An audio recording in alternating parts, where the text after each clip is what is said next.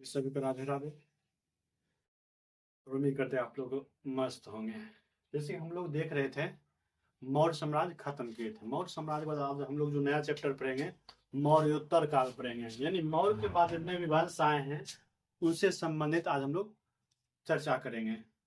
और देखिए मुख्य रूप से हम लोग कुछ चैप्टर आगे पढ़ना मौर्योत्तर काल में, कुछ देखिए देशी और कुछ विदेशी बारे में पढ़ना होता है। देशी में पढ़ेंगे हम लोग शुंग वंश, कन्नव वंश, सातवाहन वंश, वाकाटक वंश और चेदी वंश। ये हो गया आपका देशी में। इससे संबंधित कुछ जानकारियां हम लोग एकत्रित करेंगे। उसका विदेशी में कुछ पढ़ना है, जैसे हिंद यवन यानी इंडो ग्रीक, फिर शक, उसका पार्थियन या पहला पढ़ते हैं, और लास्ट में फिर पढ़ते हैं कुषाण वंश से संबंधित। ये सारी जानकारी हम लोग मौर्योत्तर काल में लेते हैं और उम्मीद करते हैं कि आप लोग कुछ नया जानकारी जरूर इसमें मिलेगा। देखते हैं, हम चलते हैं मौर्योत्तर काल में। सबसे पहले ये जानने की कोशिश करेंगे हम लोग कि मौर्योत्तर काल की जानकारी का स्रोत क्या है। जैसे हम लोग हिस्ट्री पढ़ना शुरू किए थे उस टाइम बताए थे कि जैसे मौर्य हो गए, मौर्य पढ़े, मौर्य की जानकारी हम लोग कहाँ कहाँ, स्रोत क्या है। जो हम लोग इतिहास पढ़ रहे हैं उससे जानकारी हमको कहाँ से मिलता है, उसी तरीके से हम लोग आज मौर्योत्तर काल में पहले जानकारी, यानी मौर्योत्तर काल की जानकारी का स्रोत, यानी कहाँ कहाँ से मौर्योत्तर काल की जानकारी मिला है, जिसके आधार पर मौर्योत्तर काल की जानकारी इतिहास लिखा गया है। पहला जो मिलता है कन्हेरी अभिलेख है। कन्हेरी अभिलेख ये जो है सातवाहन काल का है। कन्हेरी अभिलेख सातवाहन काल का है। इसमें वशिष्ठ पुत्र पुलुमावी का चर्चा किया गया है। यानी कन्हेरी अभिलेख है या किस वंश से संबंधित है या किस काल से संबंधित है, सातवाहन काल। और इसमें जो जानकारी मिलता है वशिष्ठ पुत्र पुलुमावी का। उसका देखिए दूसरा जो है प्रतिपदा पंचिका। प्रतिपदा एक पंचिका, एक पुस्तक है ये ना। इस जो लिखा गया है अर्थशास्त्र पे टीका लिखा गया है, यानी अर्थशास्त्र पे कुछ टीका करके लिखा गया कुछ पुस्तक है, उससे जानकारी मिलता है। इसमें भट्ट स्वामी की चर्चा की गई है। यानी प्रतिपदा संबंधित किससे संबंधित है, भट्ट स्वामी से संबंधित है। इसमें तीसरा जो देखिए आपके नाना घाट अभिलेख। नाना घाट अभिलेख में हमको जानकारी मिलती है सबसे भूमि दान की, यानी पूछा जाता है भूमि दान की जानकारी सबसे पहले किस अभिलेख में मिलती है, यही नाना घाट अभिलेख। नाना घाट अभिलेख में क्या मिलता है हम लोग को, भूमि दान की जानकारी मिलता है। सबसे प्राचीनतम साक्ष्य भूमि दान की, सबसे प्राचीनतम साक्ष्य नाना घाट अभिलेख से मिला है।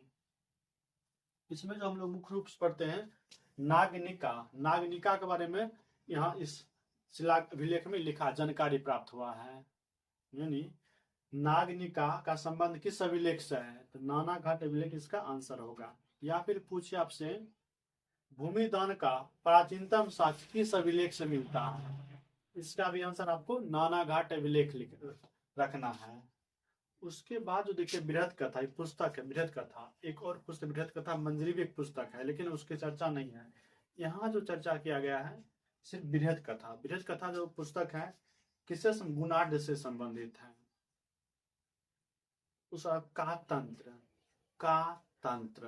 ठीक ना। कातंत्र जो एक पुस्तक संस्कृत काव्य, संस्कृत व्याकरण, जैसे हम लोग संस्कृत व्याकरण पढ़े होंगे उसमें जो जानकारी मिलता है, जो भी पढ़े हम संस्कृत व्याकरण में कुछ भी, वो यह कातंत्र पुस्तक किससे संबंधित, संस्कृत व्याकरण से संबंधित है। इससे संबंधित व्यक्ति का नाम है शर्मवर्मन। शर्मवर्मन किससे संबंधित है, काकतंत्र पुस्तक से। काकतंत्र पुस्तक कैसी है, संस्कृत व्याकरण की पुस्तक। उसके बाद देखिए अयोध्या अभिलेख है। अयोध्या अभिलेख से हम लोग को शुंग वंश की जानकारी मिलती है, और शुंग वंश में खास करके धनदेव की जानकारी, धनदेव की जानकारी अयोध्या अभिलेख से मिला है। उसके बाद नासिक गुहा अभिलेख है। नासिक गुहा अभिलेख में पुलुमावी की जानकारी मिली है। इस तरीके से हम लोग देखिए मौर्योत्तर काल में पढ़ना क्या है, सारा वंश को नंबर जानकारी लिए, देशी और विदेशी। उसके बाद हम लोग आ गए शुंग वंश, कन्नव, सातवाहन, वकाटक और चेदी। फिर हम लोग देखे मौर्योत्तर काल की जानकारी का स्रोत क्या है। स्रोत देख लिए, कन्हेरी अभिलेख, प्रतिपदा पंचिका, नानाघाट अभिलेख, विरध कथा पुस्तक हो गया, का तंत्र पुस्तक हो गया, फिर अयोध्या अभिलेख देखे, फिर नासिक अभिलेख देखे। इस पर इससे आधारित जानकारी हम लोग कहाँ से मिलता है? मौर्योत्तर काल की जानकारी इसी अभिलेख या पुस्तक से मिला है। जानकारी हो गया। हम लोग अब आगे चलते हैं, अब एक एक करके पढ़ेंगे वंश के बारे में। सबसे पहले हम लोग देश से शुरू करेंगे और पढ़ेंगे शुंग वंश के बारे में जानकारी। सबसे पहले हम लोग देखें शुंग वंश। शुंग वंश लिए चलते हैं। शुंग वंश जो टाइम पीरियड है 150 से लेकर 75 BC तक ये शुंग वंश चलता है। शुंग वंश में हमको सब सारा चीज नहीं पढ़ना। शुंग वंश देखिए टाइम पीरियड 175 से 185 से 75 BC, बहुत लंबा टाइम पीरियड भी है, लेकिन हम लोग को जानकारी जो लेना मुख्य तौर पे वैसे राजा से संबंधित जो प्रमुख राजा हुए, जिनकी कुछ कृतियां हैं या जिनसे संबंधित जिनकी कृतियां होगी, इसलिए वहीं से क्वेश्चन पूछा जाएगा, वहीं से हम लोग देखेंगे। तो पहला है शुंग राजवंश। तो शुंग राजवंश की जो जानकारी मिलता है, शिलालेख, कहाँ के शिलालेख? पंजाब के जालंधर, पंजाब के जालंधर से, पंजाब के जालंधर से, पंजाब के जालंधर में एक शिलालेख है जिससे जानकारी प्राप्त होता है कि ये शुंग का राजशिला लेख था। शुंग वंश जो स्थापना के थे पुष्यमित्र शुंग किए हैं। उसके बाद देखिए पुष्यमित्र शुंग ने, देखिए अब ये इससे पहले हम लोग जैसे देखे थे मौर्य खत्म किए थे, ये मौर्योत्तर काल चल रहा है। जस्ट मौर्य साम्राज्य के बाद की कहानी हम लोग देख रहे हैं। तो ये देखिए पुष्यमित्र शुंग जो थे मौर्य साम्राज्य के अंतिम शासक बृहदर्थ की हत्या कर दी, यानी बृहदर्थ का काम तमाम करके ये अपना वंश लाते हैं शुंग वंश। शुंग वंश के संस्थापक हो गए पुष्यमित्र शुंग, और इसने किसकी हत्या कर दी? मौर्य वंश के अंतिम शासक बृहदर्थ की हत्या की है। तब जाके क्या करते हैं? शुंग वंश का स्थापना करते हैं। उसके बाद आगे जानकारी अयोध्या अभिलेख से पता चलता है कि इसने 2 अश्वमेध यज्ञ कराए थे। यानी अयोध्या लेख में लिखा गया है कि पुष्यमित्र शुंग ने क्या किया है? 2 अभिलेख में जानकारी मिलता है इसने 2 अश्वमेध यज्ञ कराए। जैसे आप लोग सुने अश्वमेध यज्ञ के बारे में सुने होंगे, बहुत जब कोई बड़े प्रतापी राजा होते थे तो अश्वमेध यज्ञ कराते थे।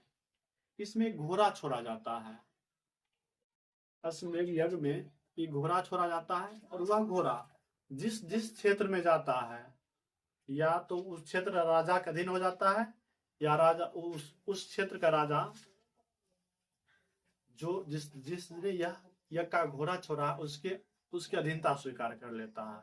अगर घोड़ा को रोकता है तब क्या था? युद्ध होता है। इस तरीके से पुष्यमित्र शुंग ने क्या किया है? 2 अश्वमेध यज्ञ किए हैं।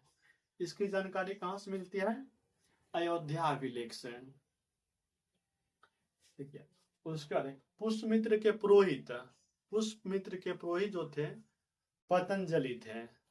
पतंजलि बहुत बड़े ऋषि थे, वो पुष्यमित्र शुंग के क्या थे? पुरोहित थे।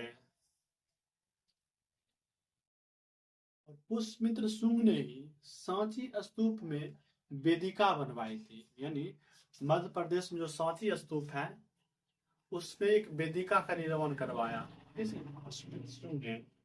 कहीं कहीं आपको लिखा पता चलेगा पुष्यमित्र शुंग ने क्या किया था? बौद्धों को बहुत उत्पीड़न किया था।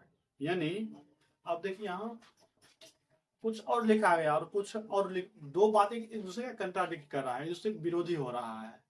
एक बात कह रहा है कि पुष्यमित्र शुंग ने सांची स्तूप में वेदिका का निर्माण करवाया, और एक जगह लिखा कहीं कहीं मिलता है आपको कि बौद्ध धर्म का सबसे अधिक उत्पीड़न किसने किया? पुष्यमित्र ने, शुंग वंश ने किया।